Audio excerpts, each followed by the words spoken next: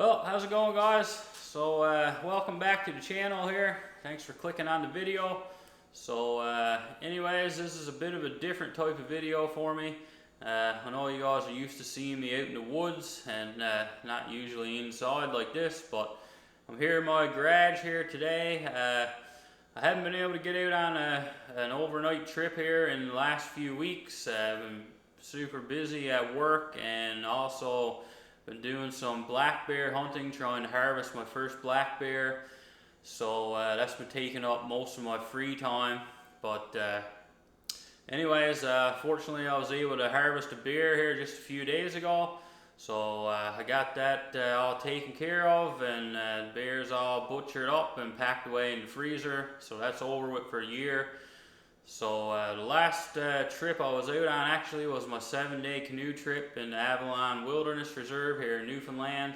So if you haven't seen that one yet, I'll put a link up on top of the screen here. It's a 2-part series, so make sure you check out part 1 first, and part 2 is also available on the channel here now.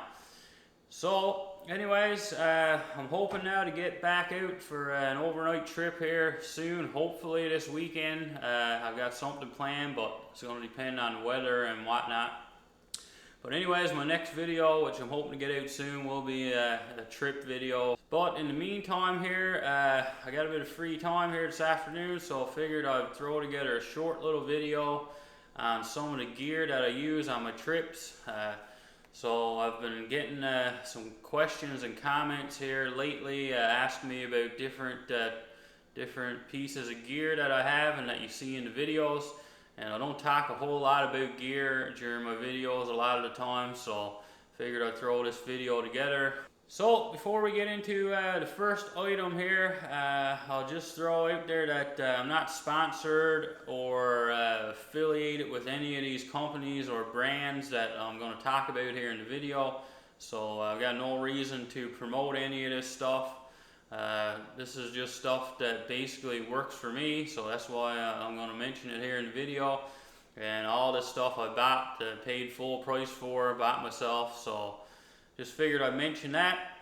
And yeah, these 5 items, I'm not saying they're the best items or whatever. I'm just saying these are 5 things that I own and that I use and that they work for me. So anyways, with all that being said, we'll get into the first item here. Alright, so item number 1. This is probably one of my favorite pieces of gear that I've ever bought. I take this with me absolutely everywhere I go. When it comes to in the woods, whether it's out for a couple hours, like I said, running the dogs, or doing a bit of moose hunting or trout fishing, or whether I'm going on a 7-day canoe trip, you'll pretty much always see me with this set of titanium pots. So these are Toaks titanium brand. So this here is the setup that I usually bring with me. Now I do have a bigger one here. I don't use this one as often. This is kind of a new addition, so we'll talk about this one here in a second.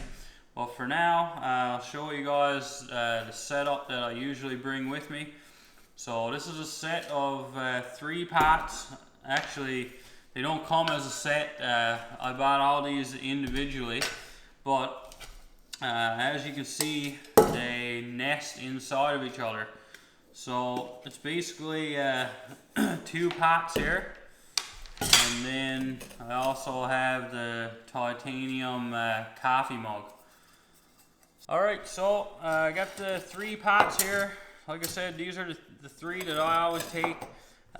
So the biggest one here is this 1100 milliliter. So this one comes with a lid. So this one comes with the lid. It also has a bail handle on top so you can hang it over the fire. And it also has these 2 handles here that fold in and out. So it makes it pretty handy for taking on and off the fire and for pouring a cup of coffee or whatever. So that's the 1100 milliliter. Next here is, I believe this is a 750 milliliter. And this one also comes with the top.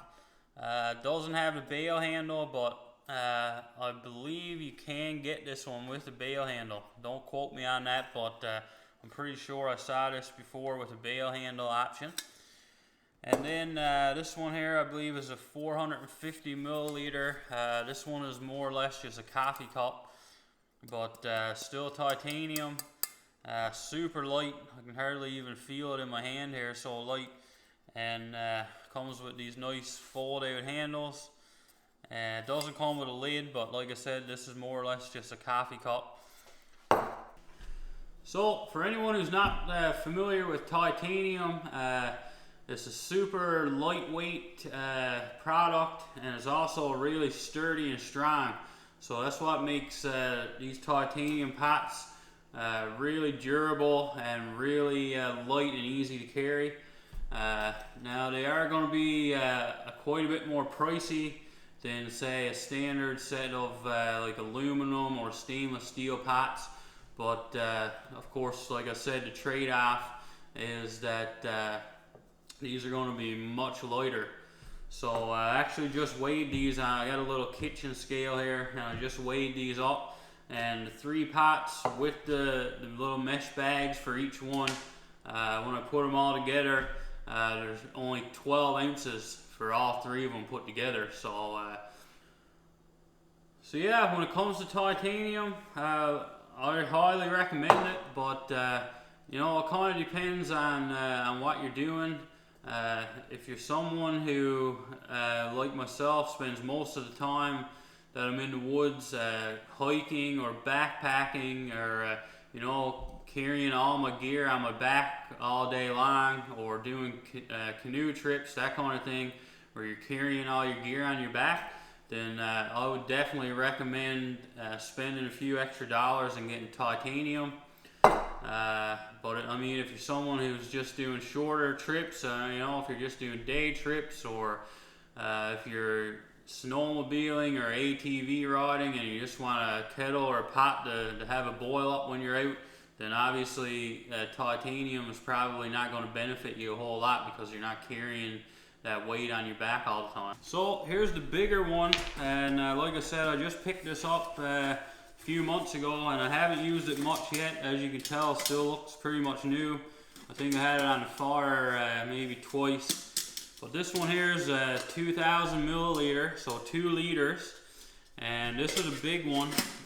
Don't take this all that often, especially on in the summertime on canoe trips or backpacking trips, because it's quite big. It is still really lightweight because it's titanium, but it's just not necessary for one person. So the main reason that I picked this one up is for winter camping. So when I go out in the winter time in my canvas tent with the wood stove, a lot of times I have to boil water, or sometimes melt down snow for drinking water if I'm out for a few days and I'm not near like an open brook, or I don't have you know, a way to chop through a pond to get water. A lot of times I'll melt snow, and when you got the wood stove in the tent, it's nice to be able to have a bigger pot so you can boil up more drinking water at one time. You can just set this on the stove, kind of let it simmer away, and yeah, you got 2 liters of water when this thing is full. So that's the main reason I bought it, and also it'll come in handy in the canvas tent for cooking up. You know, if you want to make like a soup or a chili or something like that, when you're out in the winter time, obviously the days are shorter, it gets dark a lot earlier, and you tend to spend a lot more time inside the tent. So you know, cooking up a nice meal sometimes is a good way to pass a bit of time. So a nice pot like this will come in handy for winter camping. So that's the main reason I bought this one. And if you check out some of my winter camping videos that I'm going to have coming up here later on this winter, I'm sure you'll see me using this guy. So alright, so second item I'm going to talk about here, something that I will have on me pretty much at all times whenever I'm in the woods, whether it's for an hour or a week, and that is a multi-tool. So I got 2 different ones here. Both are LEATHERMAN brand. So, like I said earlier, I'm not trying to promote one brand over another. It's not the idea of this video. But these are the only brand of multi-tool that I really have a whole lot of experience with. So this one here, I've had, I'm going to say, for probably 15 years, maybe even longer. My father gave me this for Christmas back when I was, I don't know, maybe 16, 17 years old, something like that. And I still have it. I have used this for years. I've had this on me thousands of times in the woods, and I've used pretty much every tool on it for one reason or another over the years, and this thing is still as good as new. Alright, so here's a little look at the first one. So this is my older one, like I said, that my father gave me many years ago. So this one's the Leatherman Charge.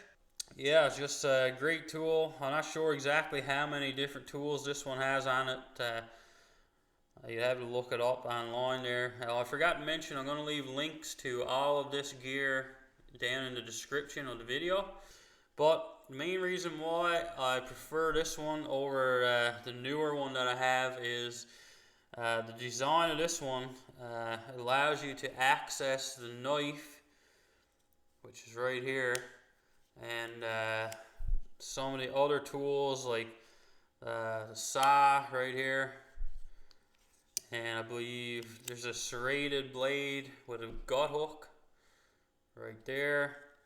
And on this side here you have your file, and you can access all four of those without having to actually open up the tool. So the second one here, like I said, this came with a nylon sheath, but I wasn't a huge fan of it, so I actually made a leather sheath for it. I do a little bit of leather work just as a little bit of a hobby. So I made up this leather sheath and it fits it perfect, so pretty happy with how that turned out. So anyways, like I was saying, this one here now, this is a Leatherman REBAR. So this is a newer one. These are still available as far as I know. So this one here doesn't have any tool access from the outside. So in order to even get at the knife, which is probably one of the more used tools on the multi-tool, in order to get at that, you got to first open it up. Then you got to take your knife blade out, and then you got to close it back up again, and then you can use your knife. So yeah, pretty much anytime I head out into the woods, I always got one of these two strapped to my belt, and I cannot count the number of times I've been out in the woods on trips, or even just out running the dogs, or whatever the case may be. I can't count the number of times when this has come in handy to get me out of a jam, or to just you know, use the knife or whatever. But one of the main reasons why I started carrying this every single time that I go out is because whenever I have the dogs with me, this can be something that can save your dog's life, literally. So if you're out running your dogs and your dog gets caught in a coyote snare or a fox snare or something like that, if you don't have something with a pair of cutters that can cut that snare, you could lose your dog pretty quick. So I had Molly, my Labrador Retriever, out here a couple years ago, and she didn't get caught in a fox or a coyote snare, but what she did get caught in was a rabbit snare. So she put her snout into a rabbit snare. I had her off the leash, so she was running ahead of me. She found a rabbit snare, went to sniff the ground next to it, I guess, or whatever, got the snare caught around her snout, and when she went to pull back, of course, she was caught in the snare. So luckily I was pretty much just a few feet behind her and realized pretty quickly why that happened, and I was able to run over to her, pulled this out of my sheath, flicked open the pliers and cut that snare off. And you know, if she was a little further ahead of me, or if I never had anything to cut the wire, when she pulled back, that snare was right around the bridge of her nose, so she could have easily just ripped her nose right off. So having this on my belt, it really came in handy and avoided a lot of damage to the dog. But like I said, if that rabbit snare, if that had been a coyote snare or fox snare, and you know, if that gets caught around your dog's neck while you're out in the woods, I mean, you've got literally seconds to find your dog and cut that wire. If not, it could be game over. So that's one of the main reasons why I never go in the woods with the dogs without it. But besides for that, I mean, these things come in handy for so many different purposes while you're out there. Just the list goes on and on for what you could find a need to have one of these with you in the woods. And another thing I just thought of that I use it for all the time when I'm out on trips is cooking over a fire. So being able to pick up your pot or your frying pan and take it on and off the fire with the pliers is just super handy. So yeah, the multi-tool here, I never leave home without it, and it's just got an endless list of purposes and things that can help you get out of a jam. Okay, so item number 3, this is kind of 2 separate things in one here, but they kind of go hand in hand, I think. So I decided to include them both on number 3 here, and that is a sleeping bag and a sleeping pad. Alright, so we'll start with the sleeping bag here.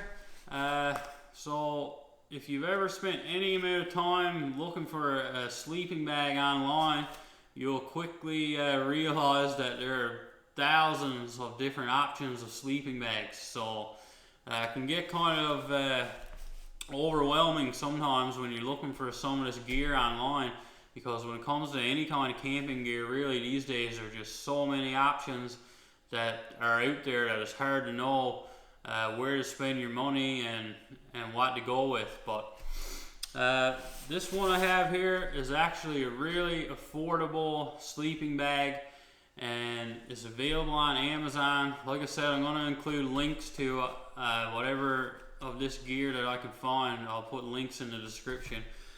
But yeah, this one here is it's a synthetic bag, so it's not a down bag, but it packs down relatively small, as you can see. Now obviously a down sleeping bag is going to pack down smaller and be a lighter weight than this one is, but I'm pretty happy with this overall. I only paid $120 for this online, and still available now, I do believe. I've had this for a couple of years now.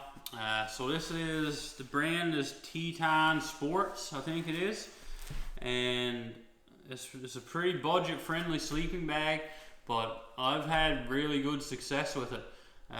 It's a mummy style bag, but it's rated down to -7 degrees Celsius, which is pretty good in my opinion. And I've actually had this out in -10 degrees Celsius for a night. This was last spring. I went out for a night just in my regular summer tent. There was still 4 feet of snow on the ground, and that night it got down to -10, and I slept with just this sleeping bag. Now I did have a thermal base layer on, but the sleeping bag kept me warm all night. So I'm not saying this is going to keep everybody warm in -10. I'm sure I'm a bit of a warmer sleeper than a lot of people out there, but I've been pretty happy with this bag, and I would recommend it. Like I said, for $120 Canadian, I think it's a pretty good price for what you get. And I mean, some of these down sleeping bags that are out there now, you can spend like literally over $1,000 on a sleeping bag. And this one here, I picked it up because I didn't really want to break the bank on a sleeping bag. So this had pretty good reviews, so I figured I'd give it a try. And yeah, like I said, I've been happy with it. So yeah, it's zipper's held up great on it, and it's just been a good bag for me. So I would recommend checking this out if you're looking into a bit of a budget friendly sleeping bag. They also make, I believe, a -18 degrees Celsius version of this, which is obviously going to be a little bigger and a little heavier, but I may pick that one up this year for winter camping. But we'll see. So yeah, TETON Sports. I don't know if you can see that. TETON Sports, and I do believe they have a smaller version which is rated to, like, I don't know, maybe 0 degrees Celsius or something like that. But yeah, I'll leave the link for it in the description if you want to check it out. Alright, so the other part of number 3 here is sleeping pad. So there are basically 2 categories of sleeping pads. So you can just buy your foam pad that kind of, it's just a piece of foam or sponge that kind of rolls up, like it either rolls up or folds together like accordion style. I'm sure you guys have seen those before.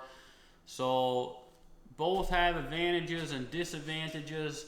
The main disadvantage to the inflatable kind, like I like to use, obviously, is if you puncture a hole in it while you're out on a trip, then you know you either have to try and repair it while you're out in the woods, or you're basically going to spend the rest of the trip sleeping on the hard ground. So, but anyways, I do prefer the inflatable kind. The fold-up sleeping pads or mattresses, like I was talking about, that don't inflate, they're a lot more bulky, and you tend to have to strap them onto the outside of your pack, and then you got to worry about it getting wet and all that kind of stuff. So I do prefer the inflatable kind, and all 3 of these that I have here, there's three different ones that I have, but they all come with a patch kit. So if you do puncture a hole in it and you are able to locate the hole, you can pretty easily patch them up out in the woods. But yeah, three different ones I have. This one here is a KLYMIT. So this is a fairly well-known and one of the top brands that are out there. So I have that one. This is an insulated one, so this one is good for 4 seasons. So this one's good for the winter time. This one here is ECOTEK Outdoors. So this is one that I got on Amazon. It's a fairly budget-friendly brand. So both of these actually are the same brand. So the green one here is an insulated version, and the blue one here, as you can tell, is quite a bit smaller and it is lighter, but this is uninsulated. So this one is pretty much only good to use in the summertime. It doesn't have any insulation material in the mattress itself. But yeah, these are three pads. I don't remember the exact prices on these, but I will link them up in the description. But I'm thinking that these 2 here, which are the ones I got from Amazon, I'm thinking they're about half the price of this KLYMIT one. And although this has served me well, if I'm being completely honest, this one here, which is also insulated, I don't find much difference at all between these 2. Like I said, 2 of them are insulated pads. They're about the same size and pretty similar weight. And I've slept on this one and this one in the winter time on top of 4 feet of snow, and I haven't really noticed much difference in these 2 pads. So not really recommending one over the other, but obviously when it comes to price, this one here is going to save you some money. And I find absolutely nothing wrong with this pad here. So yeah, that's the 3 sleeping pads that I have, and they've all served me pretty well. So alright, so item number 4, and this is another one that is pretty much always in my bag, no matter if I'm going for just a short outing or a longer trip. I always stuff this into whatever backpack I'm taking, and this thing has come in handy so many times since I bought it a couple years ago that I don't think I'll ever not own one. So this is a folding saw. This one in particular is a SILKY GOMBOY. So like all the gear that I have here, there's many different brands of these folding saws. So I'm sure they all do a pretty good job, but these Silky size, they're really well known. They're a good brand.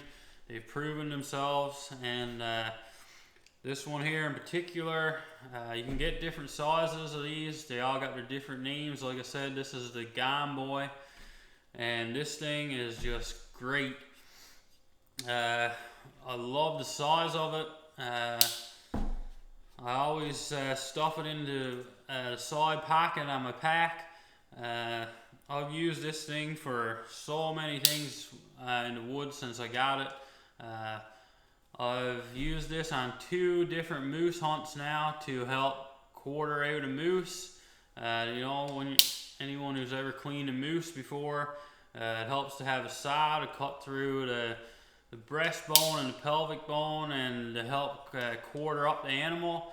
And when you're in the backcountry and you don't have access to an ATV or whatever, sometimes you need to carry small stuff like this in your backpack, and it can really help you out. So I always have this. Like I said, I've used it on 2 moose, and I've just used it a few days ago to help me clean up a black bear and get it out of the woods. So, but obviously you can use it for cutting firewood. I've used it on canoe trips to help clear portage trails that are growing in. I've used it around campsites to help clear brush to set up my tent. Just so many uses for one of these. And until a couple of years ago, I never even used to carry one of these. I used to just take an axe or a hatchet, which I still do carry sometimes, but I still always take this little saw with me. It's just super handy. I got the tip broke off of this one now, but the nice thing about these is you can buy the replacement blades. So you just take a little screw out right here, and you can buy a brand new blade and put on it. Small enough to slip into your back pocket if you don't want to carry it in your pack, or if you're not carrying a pack with you, if you're just out for a walk in the woods or whatever. And yeah, I can guarantee you, if you pick one of these things up, you're most likely going to end up using it a lot more than you ever probably imagined that you would. Alright, so the 5th and final item that I'm going to talk about here, something that's pretty much always in one of my packs when I'm out on a trip, is a tarp. So I've got 2 different ones here. Both of these are made by Aqua. So this one here is the one that I'm going to be bringing most often. I take this even when I'm out just for a few hours, or if I'm out doing a bit of moose hunting or something like that with just my day pack. I always have this one with me. If you happen to get stranded or turned around or something like that, or you fall down, break an ankle, you got to spend the night in the woods, having something like this in your pack can really make your night a lot more comfortable, especially if the weather turns bad. So this is, I believe it's a 7 by 9 foot, and it's still nylon, I think, so it's nice and lightweight. It packs down small. This thing actually compresses quite a bit smaller than it is there now. But yeah, there's no trouble to throw this into the bottom of your pack, and you always got a shelter to fall back on if you gotta spend an unexpected night or 2 in the woods.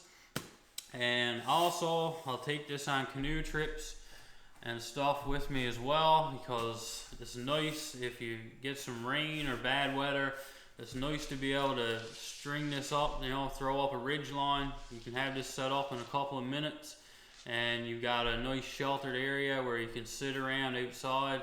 You don't have to be stuck inside the tent the whole time it's raining. You can sit out, still enjoy a fire, maybe cook up some food.